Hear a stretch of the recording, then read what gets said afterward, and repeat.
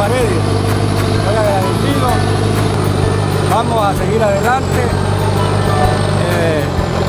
sin detenerlos en los proyectos.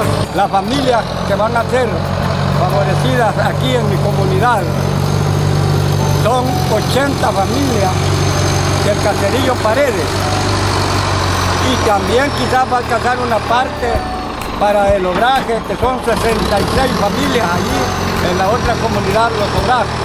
El proyecto mío consiste en arreglar 1 kilómetro de calle de la escuela al desvío de la Pedrera y 1 kilómetro de la escuela al desvío, las 2 calles, a Jardines. Ese es el proyecto que tenemos, que la comunidad lo está pidiendo.